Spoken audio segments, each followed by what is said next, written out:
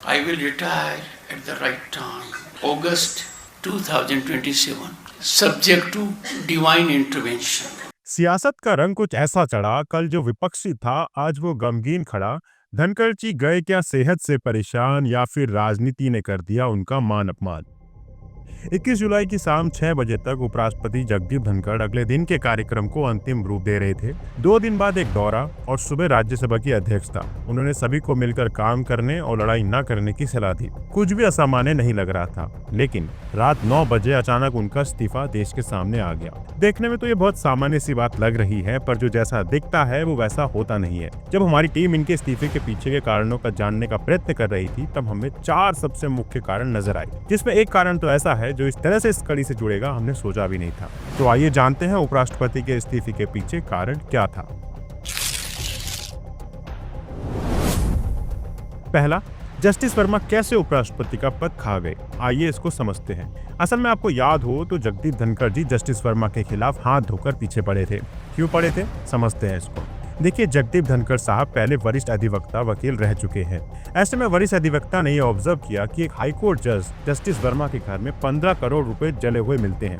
जब ये बात उन्होंने उठाई, इतने बड़े पद के व्यक्ति ने उठाई, तब जाकर किसी को समझ में आई कि इस बात में कितनी गहराई है। घर के अंदर जब नोट जले हुए मिले तो नोट का जला मिलना वो भी 7 दिन बाद पता चलता है, मतलब 15 करोड़ रुपए जल गए। ये न्यूज मीडिया में ही नहीं आई। इसका मतलब कोई बहुत बड़ा आदमी था जिसने इस पूरी मीडिया को न्यूज को दबाया हुआ था। ऐसा जगदीप धनखड़ साहब ने अप्रैल में कहना शुरू कर दिया था। दूसरा सवाल ये कि वह महानुभाव कौन थे जिन्होंने 15 करोड़ रुपए दिए थे। तीसरा, ये पूरी घटना मार्च में हुई थी। महीना भर बीत गया, एफआईआर भी दर्ज नहीं कराई गई। अर्थात जस्टिस वर्मा के घर में पैसे मिलते हैं और पुलिस कोई शिकायत ही नहीं दर्ज करती है। आप जस्टिस वर्मा को तो टारगेट कर सकते हैं, लेकिन बिना जांच के आप ये कैसे पता लगाएंगे कि कौन सा न्याय बर्बाद किया जा रहा था, न्यायपालिका को किस बात के लिए कॉम्प्रोमाइज किया जा रहा था। धनखड़ साहब जहां तक मंच देखते वह यही बात उठाते जा रहे थे। इन सब बातों से साफ था कि जस्टिस वर्मा के खिलाफ इम्पीचमेंट लाया जाएगा। अब जिन्होंने ये पूरा मुद्दा उठाया वे इंतजार कर रहे थे कि राज्यसभा में ये प्रस्ताव लाया जाए, पर सरकार अचानक लोकसभा में इस प्रस्ताव को रख देती है। राज्यसभा में वो प्रस्ताव ही नहीं आया। अब जगदीप धनखड़ साहब आफ्टर ऑल चाह क्या रहे थे? वे चाह रहे थे कि जांच कमेटी बैठे, उसमें उनका इंटरफेरेंस हो, लेकिन उससे पहले जांच में निकल करके तो आए कि पैसा है किसका।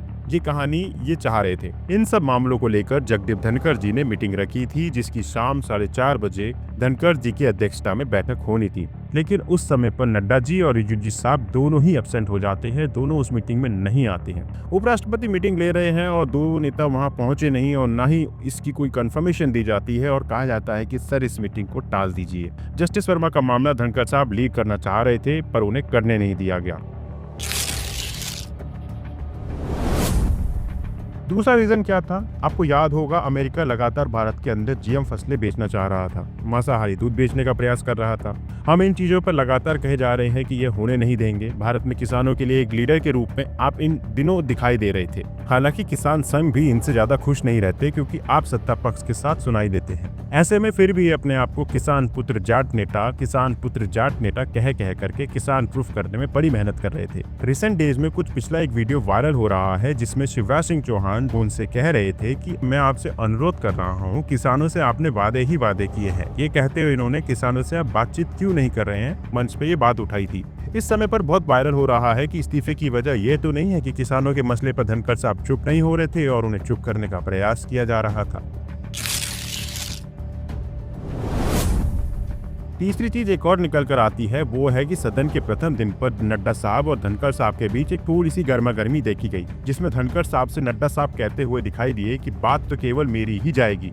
Nothing will go on record. Whatever I will say, that will go on record. You should know. ऐसे में नड्डा साहब खड़े हुए, उन्होंने जो बात स्पीकर यानी चेयरमैन को कहनी चाहिए थी, वो बात खुद से कह दी। Nothing will go on record. मैं जो कहूंगा वो रिकॉर्ड में जाएगा। ये ऐसा था, मतलब एक तरीके से चेयर की डिसरिस्पेक्ट करना। चौथा रीजन जो हो सकता है, असल मायने में जगदीप धनखड़ जी का जन्म सन 1951 में हुआ था। सन 51 से आप फिलहाल 2025 में खड़े हैं। इनकी उम्र हो चुकी है 74 साल। थोड़े दिन पहले ही मोहन भागवत जी ने 75 साल की उम्र के नेताओं को शॉल ओढ़ने की सलाह दी थी कि भैया रिटायर हो जाओ। अब इसी कालखंड को ध्यान दे तो प्रधानमंत्री नरेंद्र मोदी भी 75 साल के हो जाएंगे। अभी 74 साल के ऑलरेडी हो चुके हैं और 17 सितंबर 2025 के अंदर आप 75 साल के हो जाएंगे। ऐसे में उनका 75 साल होते ही क्या वह भी उसी तर्ज पर जिस तरह से मुरली मनोहर जोशी, लाल कृष्ण आडवाणी जी, इन सब ने अपने पद से रिटायरमेंट लिया था या दिलवा दिया गया था। क्या आप भी अपने पद से रिटायरमेंट ले लेंगे? क्या ये आरएसएस के द्वारा कही गई कार्यप्रणाली को अपनाते हुए धनखड़ साहब ने इस्तीफा दिया? इस बात पर अलग टिक्का टिप्पणी चल रही है। तो यह कुछ रीजन थे जो उनके इस्तीफे लेने की वजह हो सकती है। अब आप बताइए कि आपको लगता है कि धनखड़ जी का सच में स्वास्थ्य खराब था या फिर कोई दबाव था या इशारा या किसी और चीज की तैयारी? कमेंट करिए दिल खोलकर, अपनी राय दीजिए और हाँ, चैनल को सब्सक्राइब कीजिए, क्योंकि अगली बार कौन इस्तीफा देगा ये तो कोई भी गारंटी नहीं दे सकता। हो सकता है कि अगला इस्तीफा प्रधानमंत्री का हो, कौन जानता है। हम उसकी खबर जरूर आपको देंगे। जय हिंद।